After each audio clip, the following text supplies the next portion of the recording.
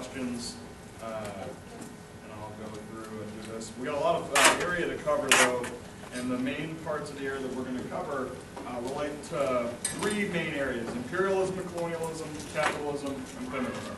These are the premier areas that all Ks will come from at certain points in the year. So if you have an adept series of answers to these parts of these Ks, you will substantively be able to answer most Ks.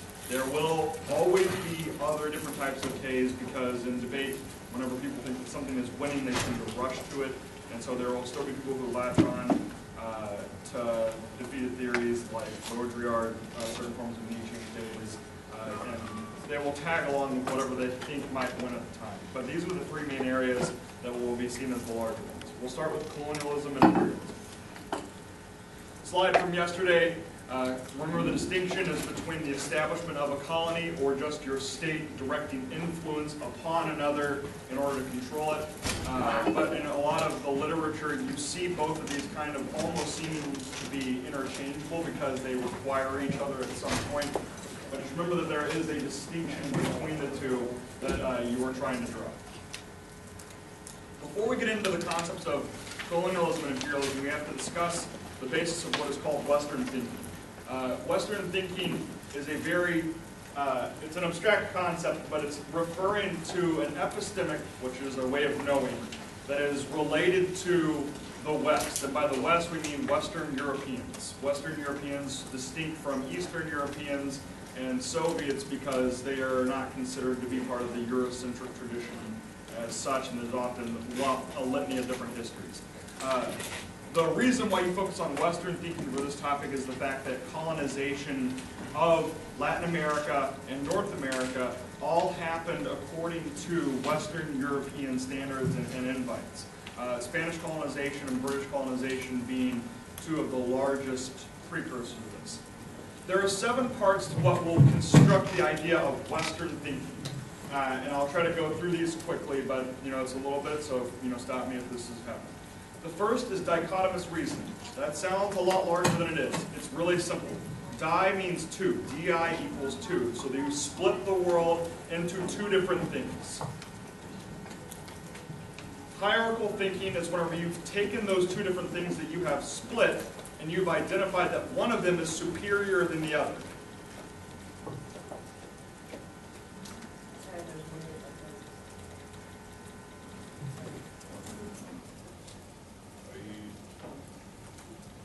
So in this context, a lot of times in Western thinking, you'll have a specific type of human that is differentiated from other humans and is seen as more important than others. In a lot of these cases, it'll be the white Eurocentric male is preferred over all other types of humans. Analytical reasoning. Analytical reasoning is the ability to look at something and split it into different parts.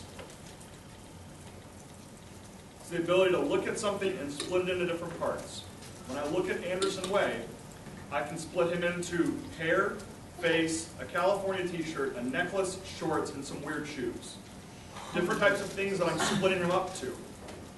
But there's a way to break down every concept into something. This will be important for a lot of different theories. But whenever you think of a tree, you can have a symbolic picture of just a large tree, and then you can break that down into lumber, leaves, bark. And then you can make that into goods that are active. What can I make from this tree? I can make paper, I can make firewood, I can make different types of stuff that I cook barbecue with, which is delicious.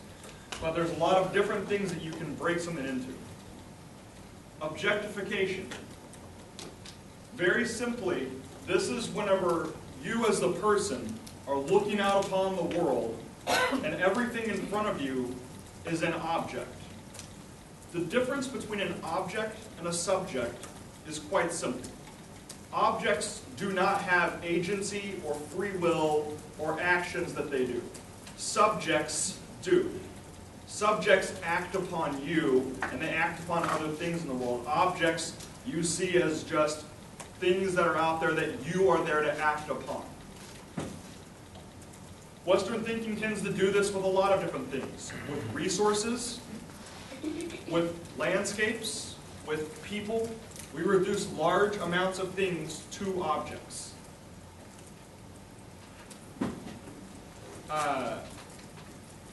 abstraction. This is a tendency that is seen in modern science a lot more than it is in a lot of different things, but it is applied to a lot of different sociocultural areas.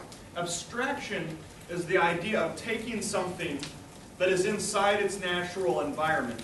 So like, let's say a tiger, and we have it running around certain bamboo plants, a river, a stream, it's hunting deer, and we take it and we isolate it from its arena, from its environment, and we study it by itself. We place the tiger into a concrete cage, and we watch its movements as it goes by. This is a tendency that Western thinking has towards lots of different things. It has a tendency to take any concept and want to subtract it from whatever its context is. And so the balance that is happening between this is just the idea of context, placing something into its context, which oftentimes in terms of what you'll apply to this topic, would be things like separating things from their culture, separating things from the cultural situations that embed them, etc. Extreme rationalism. Extreme rationalism. Do you remember yesterday when we talked about the Age of Enlightenment and modernism? Does everybody remember this part? Hopefully it hasn't lost you in 12 hours. The argument that was behind modernism was that we should shift away from certain types of logic based on emotion, or logic based on faith, superstition, tradition, and we should instead focus on rationality, which is logic based in reason, or knowledge. You know something by studying it, and you study it according to these earlier principles of Western thinking. You take it out of its context, you separate it into something, you reduce it to an object, and you try to discover its habits, etc. Extreme rationalism would say that the idea is that the only types of thinking that we can really rely upon in the world are ones based in rationality. All other forms of thinking have flaws in them, have fallibilities in them. And we cannot trust those ways of thinking.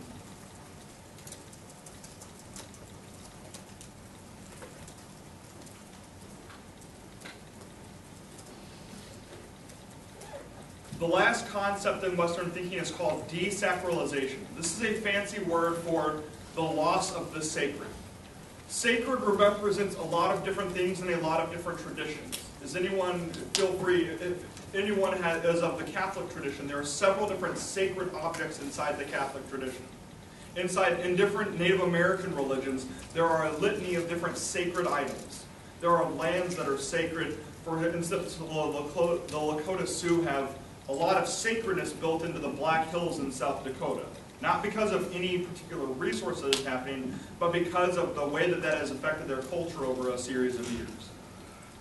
Desacralization, or the loss of the sacred, is the emphasis that Western thinking has tended to have since the Enlightenment to move away from all things based on that notion of the sacred.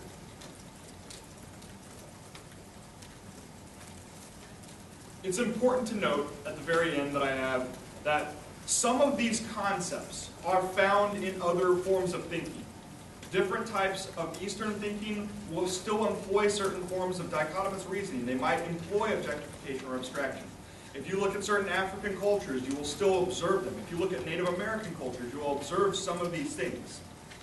The difference between Western thinking and those cultures is that these 7 are predominantly found inside Western thinking, but they're also applied to a culture that is highly individualistic and materialistic. What I mean by that is that it is individualistic in that it's no longer founded upon a notion of community so much as it is the embrace and the perfection of the individual itself. Benefiting yourself, becoming something different, improving yourself. Individualism is a character trademark of just even the American culture. Materialism is a little bit different from that, and I can't necessarily say that the entirety of the American culture is materialist or individualist, but I can say that large amounts of it are. Materialism would represent the notion that material possessions reflect some form of status that have power to them inside a society. Whenever these 7 things are applied to a culture that is individualistic and materialistic, there are oftentimes situations that we historically see. I'm going to stop for a second.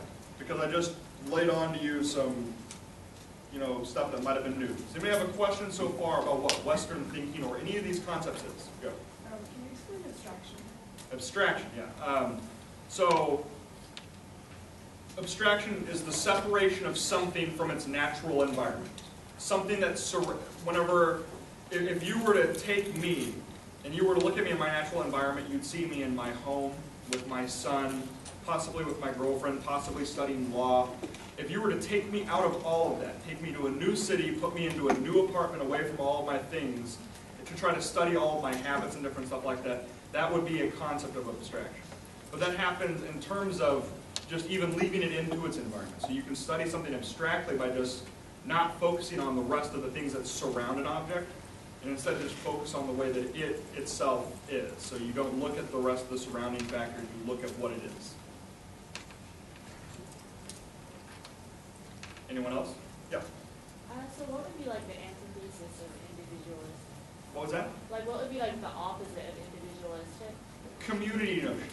A lot of different, whenever the individual is not the highest priority and is instead the community is a higher priority. Life of the community. And that'll come into important when we talk about capitalism.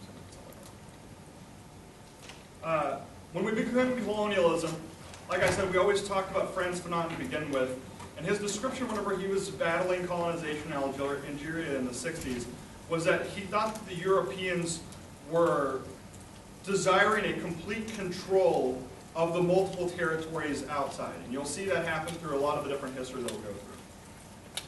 There are a lot of different authors that happen inside colonialism criticisms, and you'll see them throughout time. People who are known, William Spanos takes different philosophical traditions from Heidegger or Foucault and applies them to what is known as metaphysics, or the idea that you stand over something, you survey it, you try to know what it is, and then you conquer it from above. And it applies knowledge from above onto a control of the things below it. That theory is based in his 2000 book, his 93 book, and a 2008 book, which are all about the way that we ontologically relate to other things and attempt to conquer or subdue them. And a lot of that comes from our separation as individuals from those other things. You'll hear me talk about the individual and the other a lot throughout this lecture. In a lot of ways, this is the way that identity is prefigured. Identity is in relationship to otherness. This is something that was said in other lectures as well. I remember seeing it in different slides. Your identity, who you are, is defined not by just your characteristics, but in contrast to whoever is next to you. If I were to take two of you and put you next to each other, I would define you according to differences that you might have from the other person. It wouldn't make sense to look at me and immediately call me bald, unless I was standing next to somebody who historically had hair. There's a lot of different things that you would build into this.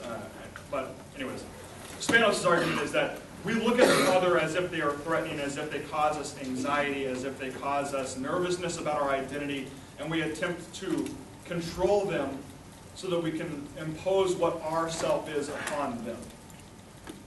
And he traces that back through different parts of the Roman Empire. He traces that back through different Greek notions of how truth operates. And he applies that to different wars that have happened, whether they be in Iraq, whether they be in Vietnam, and talks about the American cultural identity, and how that goes. The reason why this is applicable to Latin America is because the history of colonization that has happened towards Native Latin America, and the fact that we still see parts of Latin America as a threat, or we see Latin America as a sphere of influence that we have to protect. So he would have a lot to say about that. Somebody asked me about Hart and Negri yesterday, and I told them I'd include this in the lecture, so I did. Hart and Negri are a little bit different, but similar in terms of empire. The empire for them, though, is less nationally based and is more capital intensive based. Empire to them doesn't, there's a lot of theories that would say that we don't have national borders that distinguish the United States from Mexico, the United States from Cuba, the United States from China, but instead those borders have been broken down and have been crossed by different corporations, multinational interests and stuff like that, and that the idea of a citizenship crosses those boundaries as well. There's a lot to say about this. It's a popular theory. It has specific notions of capitalism that are tied into it. I would say that it's probably not totally correct, and there's a lot of different ways. But it's very interesting. I think that it's a good read. But different types of things like the war in Iraq would prove that there are still neoconservative elements that maintain nationalism that would dispute part of the thesis. It's a very good one. Walter Mignolo is one of my favorites because he talks about he talks a lot more specifically about Western thinking and the way that it tries to universalize itself to all other forms of thinking. He talks about it as if it's expanding. Western culture is expanding, trying to conquer other different types of places, but it is done primarily according to thought. It doesn't have room in it for other types of cultures or traditions. It doesn't have room inside its world for anything that is not based upon rationality or different forms of Western culture like individualism or materialism. And so it justifies the destruction of other cultures because of that. He traces a lot of different things like neoliberal economics, etc., according to how they affect other cultures, how they affect and universalize Western culture upon other cultures. But he always begins at what is called an epistemic origin point, which is where the thought was originally founded, and he traces back where that comes from. Which goes back to a lot of what you were talking about earlier. Every culture has different ways of thinking. The subcontinent of India has an entirely different basis for a lot of different origin points inside itself, much less in comparison to Western concepts. Chinese thinking, the cultures that surrounded Confucianism build themselves. There's a lot of different things that build into it, which is a lead into the next part. You'll see a lot of indigenous authors on this topic used as their role for the K, especially because Native Americans, while they're politically distinct from Latin American indigenous peoples, there's a lot of crossover in terms of indigenous peoples movements that happen at the United Nations level, that happen historically. And so you'll see a lot of the authors, people like Ward Churchill, Vine Deloria, who have written older books,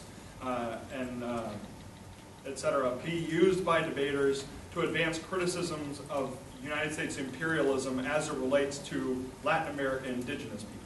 And so you'll see a lot of case focus around that. Dylan Rodriguez is a little bit more closely connected to Fanon that we had talked about earlier, and would focus his criticism of imperialism a lot more along the racial classifications that happen of Western Europeans. And so he would say that there's an established hierarchy that posits white males at the very top and then differentiates people according to skin color, sex, etc., that go all the way down the list.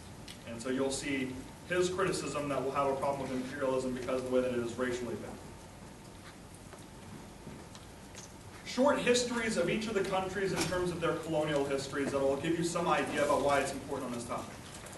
We know Mexico today because Hernán Cortés was an explorer for Spain in the 1500s, and he was one that came up against a very powerful empire in the Aztec Empire, and there was a lot of different wars that happened between those two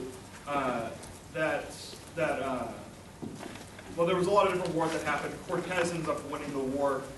This led into a lot of different things. Spain had a lot of control in Mexico, but there was a lot of different nationalisms that happened across the land. In terms of the United States with Mexico, there was a Mexican-American War, and we came into control and conquest of Texas, New Mexico, and California after we won the Mexican-American War and we signed the Treaty of Guadalupe Hidalgo. The Spanish-American War happened after. Essentially, we beat out Spain in a war close to us, and that gave us control of the Philippines and Cuba and Puerto Rico. Puerto Rico is still annexed by the United States. We have since lost Cuba, but that kicked out Spanish influence in the area. I posted a link if you want to search for this article by James Petrus if you're looking for different K cards about Mexico. It's called Bankers, Drug Wars, and Genocide.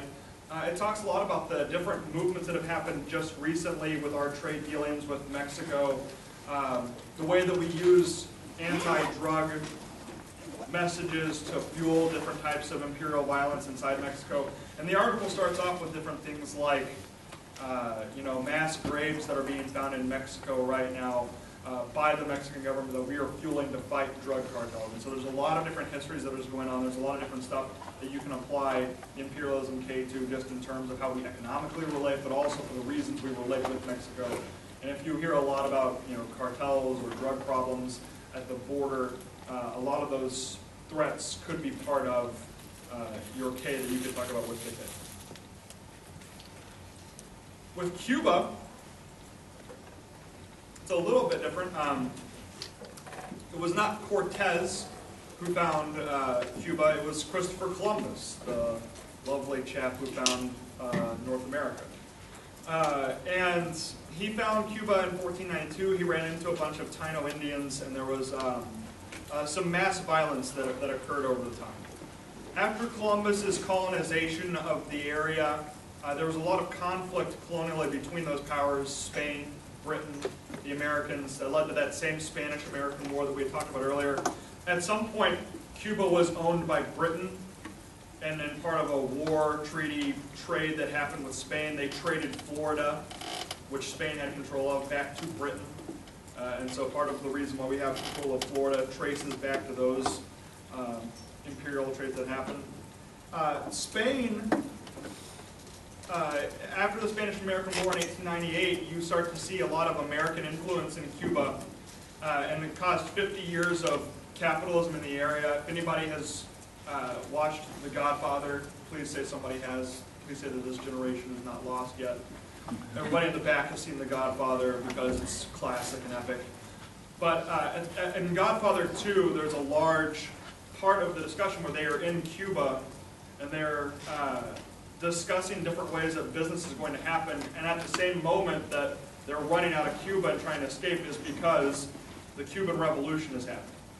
And the Cuban Revolution is happening, starts around 1959, because after 50 years of the U.S. having capitalism inside the region, there became a lot of tyranny and dictatorship for the Cuban dictator that was backed by the United States. And he was ousted by Fidel Castro, Raul Castro. Famous figures like Che Guevara actually crossed into Cuba to help fight for parts of the revolution. And this is where you see the Castro's reign that happened until 2008 when Fidel stepped down and handed over the reins to his brother Raul, which is where we are at now.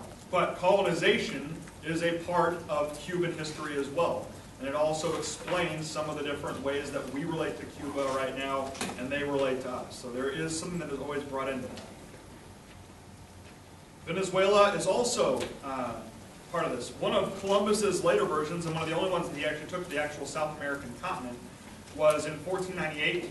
He went and saw two islands that were called the Pearl Islands. He wrote back whenever he got, those were in northern Venezuela. He wrote back that they had these pearl oysters everywhere in the area, and they sent back fleets to exploit the pearl oysters and take the pearls. And along those fleets that happened in the 1500s was also some by Alonso de Ojeda, and he called it, whenever he saw Venezuela, he called it Little Venice, which translated to Venezuela. And so this is where they get the name of the country, is from the term Little Venice. At some point, the problem that happened for Spain, they controlled the area for a long amount of time. When they were fighting Napoleon and the French, they had a lot of weakness that happened throughout that war. They didn't have as much control militarily as they needed.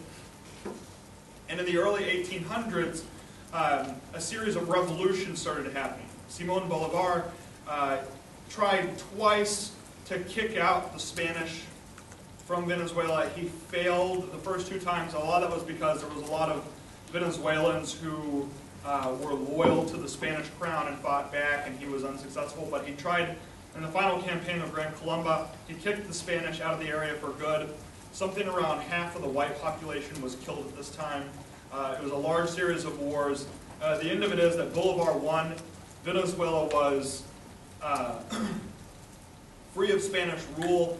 And then we fast forward a bunch of time, and I'm negating a lot of history by doing this, but we fast forward to Hugo Chavez, who called his revolution towards socialist reforms and resistance to capitalism the Bolivarian Revolution, which is out of historical reference to that paper. Imperialism doesn't just happen to these three countries that we have on our lovely topic. It happens on a lot of different ones. One of the more famous ones that I liked reading about was Manuel Noriega, the invasion of Panama. We had a CIA person that we put into power. There was a lot of drug problems that happened in the area. Long story short, certain histories, probably not the American or the CIA history of this, certain histories would indicate that we had low-level flying planes, that we caused an accident to happen, and then justified an invasion of Panama based upon those low-lying conflicts that happened.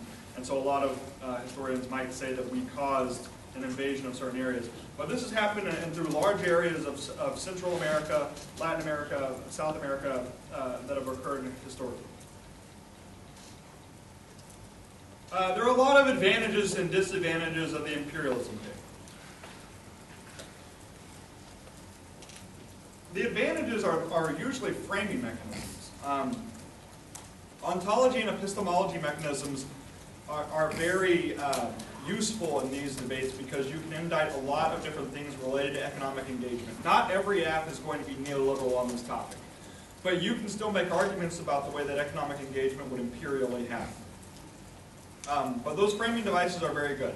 Oftentimes, the alternatives are powerfully written, but tend to have problems with solvency. And if you ask me, most of the time, Ks that have problems are at the alternative level. And so you have a lot of issues that would happen with just the deployment of what happens and how that resists actual imperialism, how it resists economic engagement. Apps that have a lot of focus on the inevitability of economic engagement happening, but it's a question of the type that we go with, will have a lot of defense to these different types of Ks. They are very strong in the literature because they're rhetorically powerful. They have a lot of strong history to them. But the real question would be the evidence that is produced. I mean, there's good evidence on both sides about, this is the problem with this and the capitalism K, is that there's a lot of evidence on both sides for the impact turn in several parts of the argument. And so you'll see a lot of people defending the notions of progress, modernity, truth, Western thinking, in terms of the way that they have led to massive improvements in freedom, medicine, and a lot of different other things. On the decline of things like wars and poverty, you'll see those all named as warrants for why imperialism is still productive and can be good for the region.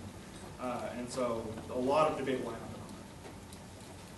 We're going to move off of imperialism for a second. We've spent a little bit of time here. But before we do we have any questions so far about any of these imperial histories before we move on? Any of those specific theories? You can always ask at the very end, but if you have any questions now, we can start. Tight. We're going to move on to capitalism. Capitalism is, it's going to be a very big area of the topic for how criticisms go, and that's a lot of that's based because of history. A lot of it's based because of the literature base is very ripe for it, but it's a good area. So, simple questions. What is capitalism? Capitalism, very simple definitions, an economic and political system that privileges private profit and private ownership of goods, materials, land. A country is usually capitalist because their trade and their industry sectors are dominated by profit motives that seek out individual private ownership of those types of things.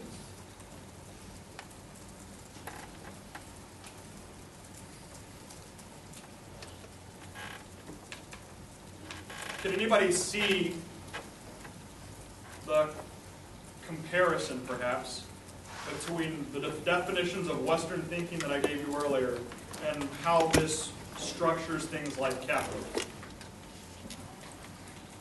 The idea of materialism and how you define someone by material possessions they have. Absolutely. Anyone else? Yeah. It's very individualistic. The notion of private versus public ownership is along a divide of individual versus community relations. And so there is a high part of that. And then, you can see it in through other ways. Whenever you look at the concept of profit, you look at a resource and you don't see it for what it naturally is. You abstractly take it out and you look at a tree according to a price range of what you can turn that raw material into. You then balance that against the cost of paying a worker to cut down said tree, the cost of processing said tree, and what it will take you to do that over a longer period of time. And so these are the ways that this happens. And there's a lot of them if you can look through the different list of 7. But this is a big question that happens a lot. Capitalism happens in different stages. Historically, you start off with things like mercantilist capitalism, where people are sailing across to go get resources from different places. Colonialism has its own applications to capitalism. We have different stages of our own political and economic development. I mean, the distinction between neoliberal economics that we have today and earlier forms of capitalism that we had right after World War II are all based upon isolation from the rest of the world versus integration with them versus neoliberalism being a complete opening of markets between two countries. And so neoliberal economics is a form of capitalism. It is the later stage of capitalism. A lot of people conflate neoliberalism with the concept of free trade. And there might definitionally be a problem with that. Free trade is not necessarily capitalistic. There are capitalists who have existed historically, Soviets, for instance, at certain times, who were capitalists but did not have free trade mechanisms. There are many non-capitalists who do have free trade. Certain market economies that happen in different parts of the world where people freely trade different goods to each other are not capitalist. They have more social themes to them. There are disagreements with this, though. Some would indicate that the idea of free trade is itself a fantasy that is deployed by neoliberal economics to avoid the fact that it is talking about neoliberal capitalism. And there's good cards for that as well. Are we all good on the definition of capitalism so far? Tight. Anti-capitalism in Latin America has a lot of different themes into it. When you hear about the Contras in Nicaragua, you're talking about the Sandinista-controlled government, which was a revolutionary government that overthrew a dictator early on. We had Contras from the United States that attempted to overthrow the Sandinistas at some point. Hugo Chavez, we talked earlier about socialist reforms, the Bolivarian Revolution. In Mexico, there are two large movements, the Union Peasant Social Indigenous and Popular Front, and then the Zapatista Army of National Liberation. Both of these are groups that are rejecting state-based capitalism inside Mexico. Chiapas, the Zapatistas operate in the Chiapas. It's a very southern state, but they have a lot of influence throughout the region as well. They're internationally recognized as a very important anti-capitalist group. A lot of different writers talk about them. But there's a lot of these movements that are happening in Latin America. And the reason why that is important is because that provides a literature base. You will find a lot of authors providing link evidence to certain advantages, link evidence to certain forms of Western involvement, link evidence for economic engagement in general, that all come from movements like this that are discussing American economic involvement in the region. And so there's a ton of these local groups that get academic press for it. There are three types of anti-capitalist authors that kind of exist in the world, that kind of exist in debate, not in the world. The world has a few more, and you'll see them kind of come through. But this topic, you'll see reference to these types of historical groups and political groups that are acting out now, but they'll be applied to things like the standard Marxist case, the standard Lacanian case, or the standard Deleuze case of capitalism. I'm not going to talk about the Deleuzian case of capitalism. And the reason why I'm not going to talk about it as such is because it's a lot more expansive. It has a lot of different ideas. The general theme behind that concept is that capitalism has two different sides to it. It has a beneficial side that leads to cool technologies and lots of different freedom in certain ways, and it has a paranoid side that comes back and controls and becomes very fascist at certain points. You can see that happen through the way that our government would relate to certain types of economic reforms. I don't talk about it too much. It was one of my favorite kind of areas, but it's not necessary to talk about. Marxism and Lacanians, though, are a little bit more necessary to talk about because of their prominence. There are three main tenets of Marxism and anti-capitalism. One is that they begin from an unyielding criticism of capitalism. Capital economics based on private ownership, based on exploitation of resources, based on, and this will play into part two, based on alienation of workers from their labor. A lot of time, the idea, you'll figure this out later in life, you'll have no idea what it is now, but so a person's happiness is often tied to the ability to see your labor become something and be able to watch it grow. For capitalism, there's a lot of times where you are alienated from that labor, i.e. you create a part in a factory, that gets sold, and you see it go away. You also don't have any control over your labor. Somebody above you is telling you to do something, and you're going to do it. You don't have control over where that's going. You show up at a factory and you do something that somebody else is telling you. That boss above you is your supervisor. That boss has a boss. That boss is usually a regional manager of some type. That manager has a boss. It's called a national manager. It's called a CEO. And all up and down the line, people work for somebody at the very top who has private ownership of whatever this company is.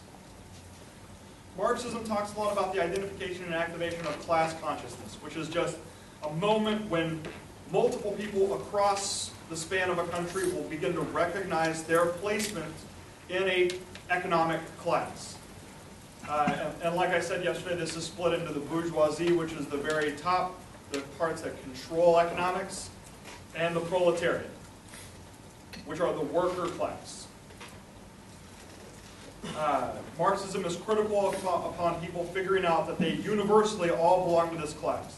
It tends to try to transcend notions of sex and race and indicate that regardless of somebody's race, culture, history, you can still be easily divided into a working class or the class that owns the businesses at the very top of the bourgeoisie, and that it is the bourgeoisie that causes multiple forms of violence upon the lower classes and causes lots of dissection among them. And so that class consciousness is just an awareness of the fact that the power structures above you have lots of different roles. There's lots of videos if you look. If you look for anything online about wealth distribution in America, if you read any articles about Occupy Wall Street, you'll start to notice that there's a large amount of wealth disparity in the country, that there's parts of, and this is when they talk about the 99% versus the 1%, the 1% having control of large amounts of funds that are astronomically higher than the rest of the 99% combined. And it's about the way that those powers that exist in the capitalist structure control governments, control business decisions, and control the way that goes. I mean, you can talk about for days about different types of Supreme Court rulings, like the Citizens United ruling that said that corporations are people and thus have the ability to give campaign funds in certain ways. But there's a lot of talk that would happen along a Marxist line. Another key component of Marxism is called the revolutionary struggle towards anti-capitalism as part of its history. They see humans that occupy off of stages of human development. You start with primitive communism, and you end up working your way eventually towards capitalism, but that is all with the hindsight of eventually having class consciousness kick in and you develop past capitalism into communism. And so they see history as a trajectory, somewhere that we're leading to, and we're just in a stage right now that we have to surpass, and we have to keep refusing different types of reforms that are happening so that we can get to that next step.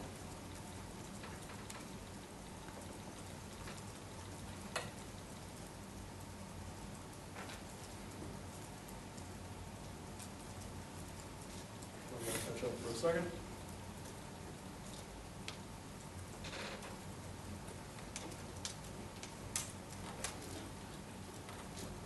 When you're talking about Marxism, the reason why it is so heavily used is because there's so much literature about it. you can find Marxists who write on every topic. It's very, if you look on any number of Marxist websites, you'll find areas about Mexico, Cuba, you'll find areas about Venezuela, you'll find areas about Latin America in general, and you'll find a bunch of different cards and analysis that are happening from these folks about those areas. The literature is very widespread. And that's one of the benefits. And the reason why a lot of people will coach people to go for Marxist arguments is because you're guaranteed if you do any research, you can find links for Marxism to basically anything. And so as far as function goes, you'll at least have some level of competition with the other side.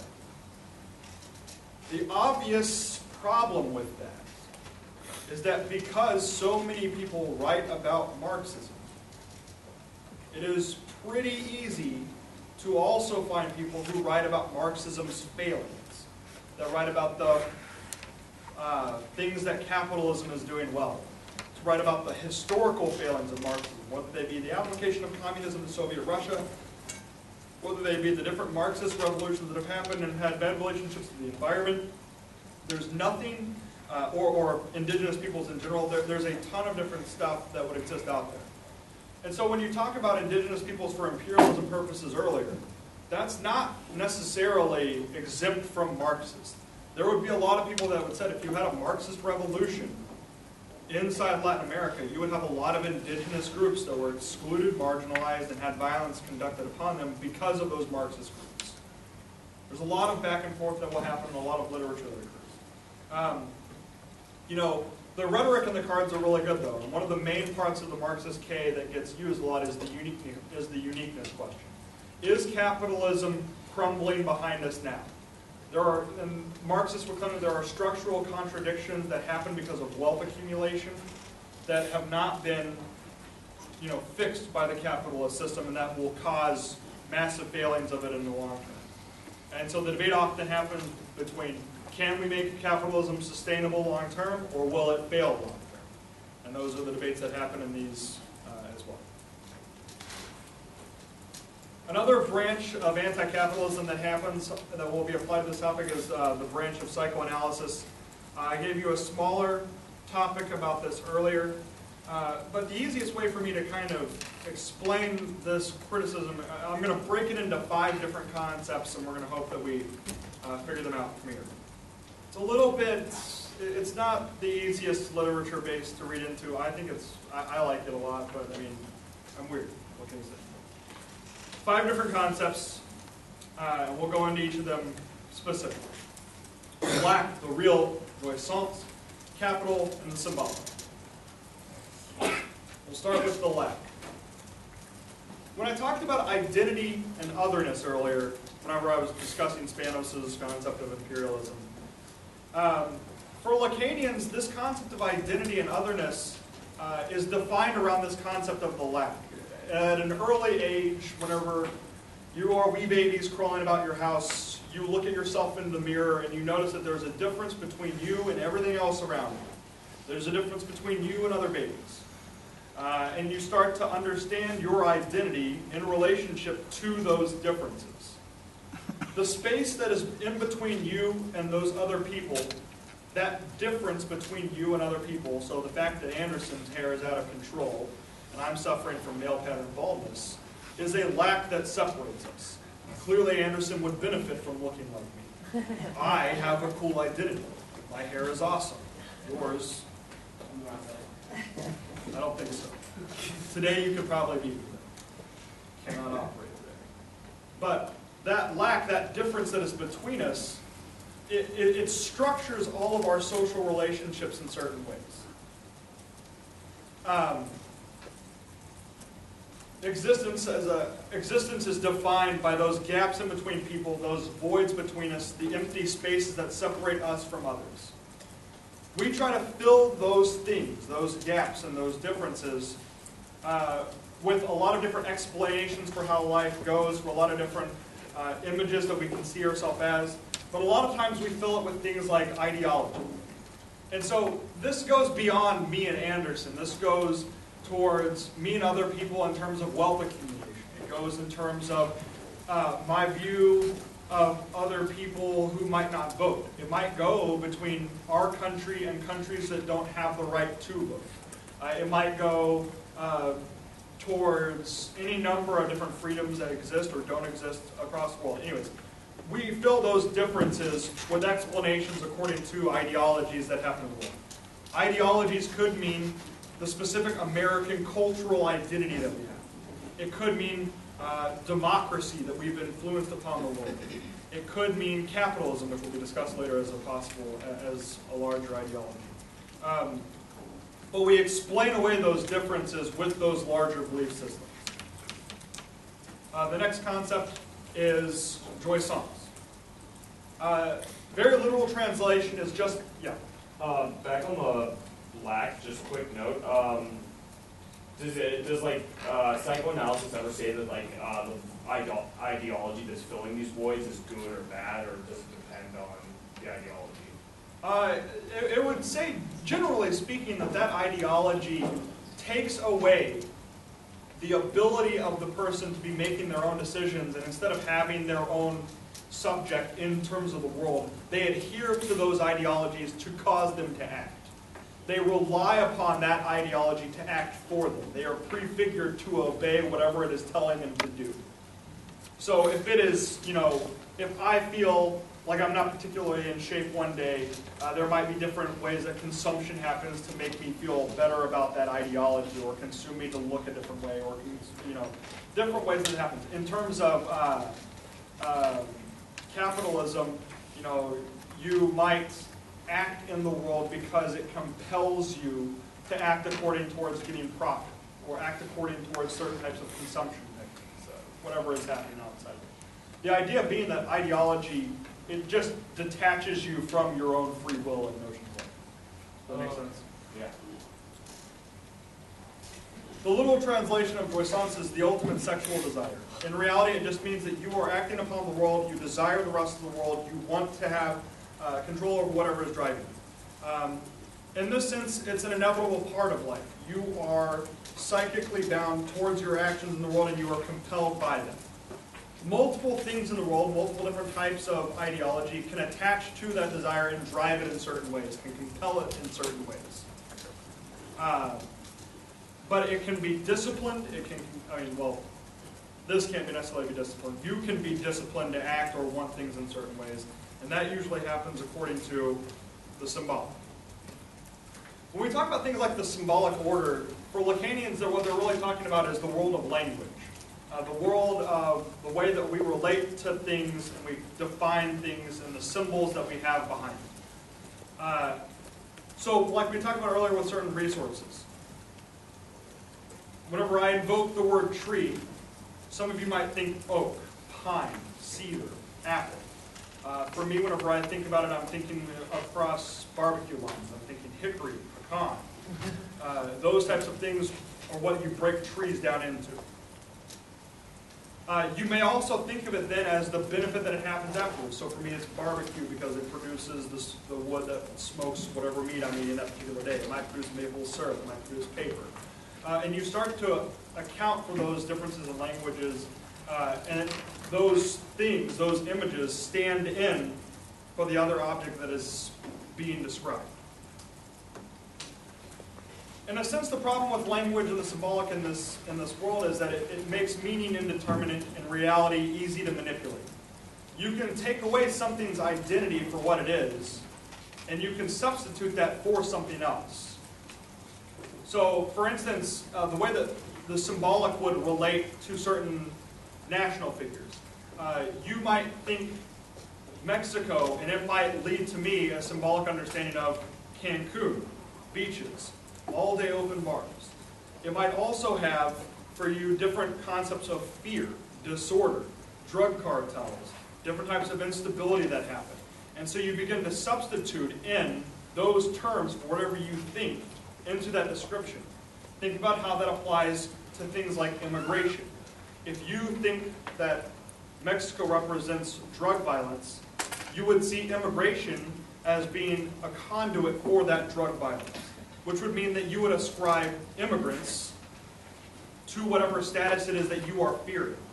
which means whenever you see somebody walking through that might have phenotypes of what you consider to be immigrants, you might then associate them with those types of themes and those types of ideologies. This is how the symbolic order, stands in and exists, and the way that it happens. Does that make sense so far? Did I break that down enough? Tight. The next concept that I had on the board was the real.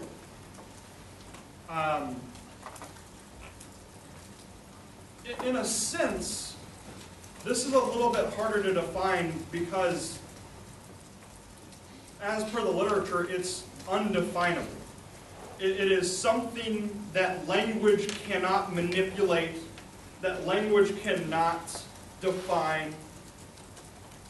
And that thing that you cannot define often comes into contact with the rest of the world. I mean, it could be a movement. It could be a national uprising. It could be a particular figure in time. It could be an idea. A lot of different things. But the idea is that whatever it is, it frustrates those earlier definitions of what the symbols are. And it interrupts that part of it. And so there's an ongoing balance between our world's attempt to define the rest of existence that is out there and the rest of those things that are out there pushing back against those definitions, redefining themselves in certain ways, taking apart those definitions and breaking free of them.